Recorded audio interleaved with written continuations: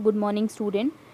Today we are going to discuss with general entries. अपन अब जो पढ़ रहे हैं वो बहुत ही प्रैक्टिकल कॉन्सेप्ट है। अभी तक अपन ने थ्योरी के अंदर जो इंपॉर्टेंट टॉपिक्स थे वो पढ़े थे, और अब अपन ये बहुत प्रैक्टिकल टॉपिक पढ़ रहे हैं। इसको बहुत ध्यान से समझना, ठीक है। तो जनरल एंट्रीज समझते हैं। तो जनरल एंट्रीज जो है उसके लिए हमको सबसे पहले ये ध्यान रखना है कि आपने प्रीवियस वीडियो में आपने देखा ही होगा कि हमने दो केसेस पढ़े थे। There may be the condition to call money with the help of lump sum issue या फिर with the help of instalment, ठीक है। या तो आप लमसम में इशू कर सकते हो या तो आप इंस्टॉलमेंट में मनी कॉल कर सकते हो। लमसम में क्या होगा, एक बार रिकॉल कर रहे थे शॉर्ट में, वन टाइम पेमेंट होगा। कितने टाइम पेमेंट होगा? वन टाइम पेमेंट होगा, है ना।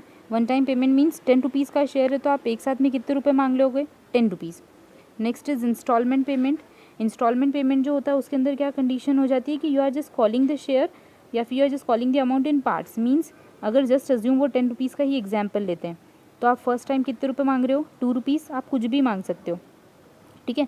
नेक्स्ट कंडीशन में आप मांगते हो 3 रुपीज़, फिर आप मांगते हो 4 रुपीज़, और लास्ट में आप मांगते हो 1 रुपीज़। ओके, मतलब 10 रुपीज़ कॉल करने का आपका ये तरीका है। आप ये अमाउंट चेंज भी कर सकती है कंपनी, कोई दिक्कत नहीं है, बस ध्यान रखना।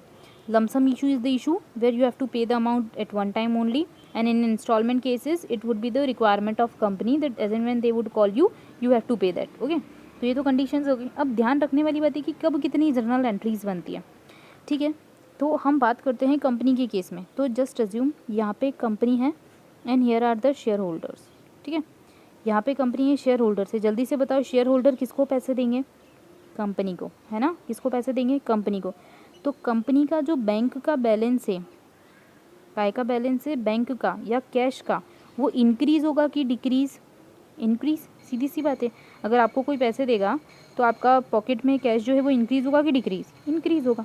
मतलब कंपनी का बैंक बैलेंस क्या होने वाला है? इंक्रीज। अब आपको सोचना है कि बैंक जो होता है it would B asset for the company.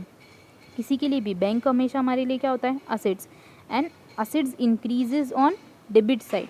मैं आपको जर्नल एंट्री लर्न करने के लिए कॉपी पे दे दूंगी लिख के, आप लर्न कर लेना, बट जो समझने वाली चीज़ है वो भी ज़रूरी है, ठीक है। ये चीज़ आप रट भी सकते हो, आपको जर्नल एंट्री पूरी पेपर पे मिल जाएगी, बट समझोगे ना तो बहुत बेटर है, क्योंकि आगे क्वेश्चंस आएंगे और आपको उनको सॉल्व करना है। तो इसको समझने की कोशिश कीजिएगा। तो हमने देखा कि बैंक जो है वो इंक्रीज होता है, बैंक इज आर असेट्स, तो assets always increase on debit side. मतलब हमारी जर्नल एंट्री क्या है? जर्नल एंट्री में बैंक अकाउंट हमेशा क्या होने वाला है? डेबिट। बैंक अकाउंट हमेशा क्या होने वाला है? डेबिट। ये चीज़ ध्यान रखना जब भी हम मनी कॉल करेंगे। हम मतलब कंपनी, अब हम किसकी बात कर रहे हैं? कंपनी। अब आप सब लोग कंपनी में डील कर रहे हो, ठीक है। नेक्स्ट, अब कंपनी ने पैसे तो ले लिए, अब क्या हुआ? जस्ट अज्यूम, अब यहाँ पे वापस कंपनी को लेते हैं। कंपनी ने शेयर होल्डर से 10 रुपीज़ ले लिया। अब जल्दी से बताओ कि कंपनी की लाइबिलिटी है कि कंपनी जब भी वाउंड अप हो तो उस टाइम वो उसको रिटर्न प्रोवाइड करे? येस और नो? तो it is the liability of a company.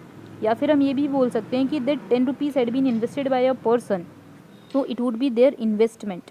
वो उनकी क्या बन जाती है? Investment. Investment is also known as capital. You know that कि इन्वेस्टमेंट और कैपिटल बोथ आर सेम। आप जो भी कंपनी के अंदर इन्वेस्टमेंट करते हो तो it would be your capital ना। First initial investment is also known as capital. So same way में आपको ये चीज़ ध्यान रखनी है कि बैंक हमारे लिए असेट्स है तो it would always be debited whenever you are called for money, और capital is your liability. Company के केस में कैपिटल उसकी क्या बन जाती है? Liability, because they have to return to owners, ठीक है। तो it would be always be credited. तो ये चीज़ ध्यान रखना, बैंक हमेशा डेबिट होगा इंक्रीज में, और कैपिटल हमेशा क्रेडिट होगा। किस कंडीशन में? Whenever you are calling for money, जब भी आप कंपनी हो और आप मनी कॉल कर रहे हो। आई होप आपको समझ में आ गया होगा। तो अब एक और चीज़ समझ लो, छोटा सा है कि बैंक हमेशा डेबिट है, कैपिटल हमेशा क्रेडिट है। अब ध्यान रखना है कि जब भी हम जितनी भी टाइम मनी कॉल करते हैं उसका डबल हम एंट्रीज पास करते हैं। ओके, वापस मैं क्लियर करती हूँ। मतलब जस्ट अज्यूम ये कंडीशन है जहाँ पे लमसम में इशू हो रहा है, मतलब you have to pay the amount at one time only, ठीक है। आपको एक बार में ही पेमेंट करना है, तो कंपनी जर्नल एंट्री कितनी बनाएगी? Payment would be in one time but we have to pass entry in double way, means 2 1 2। तो हम एंट्री कितनी बनाने वाले हैं? 2। कितनी एंट्री बनाने वाले हैं? 2 एंट्री। जस्ट बिकॉज हमने एक बार में पेमेंट किया और उसका डबल क्या होने वाली है? एंट्री। अब क्यों होती है वो थोड़ी देर से समझाऊंगी, आगे का कॉन्सेप्ट। इस कंडीशन में बताओ जल्दी से कि कितनी एंट्री कंपनी पास करने वाली है। तो हम पेमेंट कितनी बार मंगा रहे हैं? सबसे पहले हमने वन टाइम पेमेंट किया, ठीक है, फिर सेकेंड पेमेंट, फिर थर्ड पेमेंट, फिर फोर्थ पेमेंट, मतलब अल्टीमेटली अपन ने पेमेंट कितनी बार किया? 4 टाइम, ठीक है।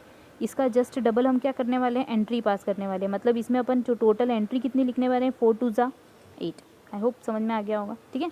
तो एक एंट्री जो इतनी भी बार हम मनी कॉल करते हैं उसका डबल हम क्या करते हैं, एंट्री पास करते हैं। अब एक और एग्जाम्पल ले लेते हैं, छोटा सा example is just like that कि हम 10 रुपीज़ कॉल कर रहे हैं, पहले 5 मांगते हैं, फिर अल्टीमेटली 2 मांगते हैं, फिर 3 मांगते हैं। जल्दी देखो, 10 रुपीज़ कॉल कर दिए, फर्स्ट टाइम 5, फिर 2, फिर 3, अल्टीमेटली हमने 10 रुपीज़ कॉल कर दिए। एंट्री कितनी करोगे, तो देखो पेमेंट कितने टाइम हुआ है, 1 2 3। Payment had been done at 3 times. So आपको उसका किस में मल्टीप्लाई कर देना है, 2 में। मतलब कि एंट्री टोटल आप कितनी करने वाले हो, 6। आपको समझ में आ गया होगा। अब ये बताती हूँ कि एंट्री डबल जो होती है वो कैसे होगी। So here are the entries, यहाँ पे दे रखी है आपको एंट्री। तो मैंने जो 2 एंट्रीज़ की बात करी थी वो यही थी कि एक एंट्री हमेशा बैंक की होगी और नेक्स्ट एंट्री हमेशा कैपिटल की होगी। तो इट वुड कंसिस्ट 1 ट्रांजेक्शन। मतलब ये जो पूरी कंडीशन है ये 1 ट्रांजेक्शन बता रही है, ये जो कंडीशन है ये सेकेंड ट्रांजेक्शन बता रही है, और ये जो कंडीशन है ये आपको क्या कर रही है, थर्ड ट्रांजेक्शन बता रही है। Means for a single transaction you have to record twice. Okay.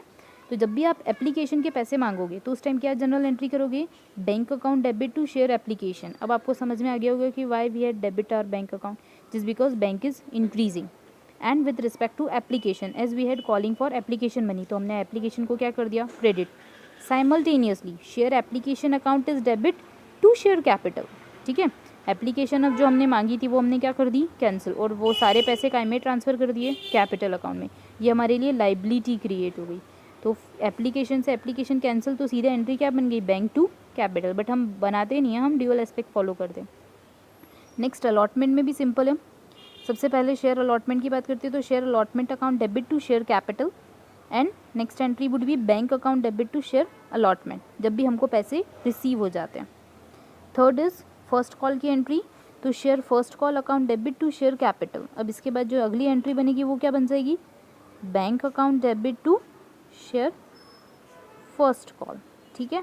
अब थर्ड कॉल की बनानी होगी तो क्या करोगे, share third call account debit to share capital and bank account debit to share third call, ठीक है। अब समझ में आ गया होगा। अब जो ध्यान रखना है वो ये कि हमने एप्लीकेशन में फर्स्ट एंट्री बैंक की पास की और सेकेंड एंट्री का की पास की, कैपिटल की। अलॉटमेंट में फर्स्ट एंट्री कैपिटल के पास की, सेकेंड एंट्री बैंक की, ठीक है। तो ऐसा क्यों होता है, जिस because application is the time where you have to first pay money, ठीक है। एप्लीकेशन में आपको सबसे पहले क्या करना पड़ता है, पेमेंट देना पड़ता है। तो इसलिए आपने फर्स्ट एंट्री किसके पास की थी, बैंक की। And at the time of allotment company would call you, इसमें कंपनी आपको इनिशिएट करती है, कंपनी आपको कॉल करती है, then you are going to pay our money. So that's why हमने कैपिटल की एंट्री पहले करी और बैंक की बाद में, क्योंकि पहले हम कॉलिंग करेंगे फिर हमको अमाउंट रिसीव होगा। Allotment, first call, second call, final call, whatever would be there, the first entry would be related with capital and next one is of bank. But in case of application, we have to first record bank entry, then capital entry. I hope आपको ये समझ में आ गया होगा। अब इस चीज़ को बहुत अच्छे से लर्न कर सकते हो तो लर्न कर लेना, अदरवाइज़ मैंने समझा दिया है वो बेटर है समझना।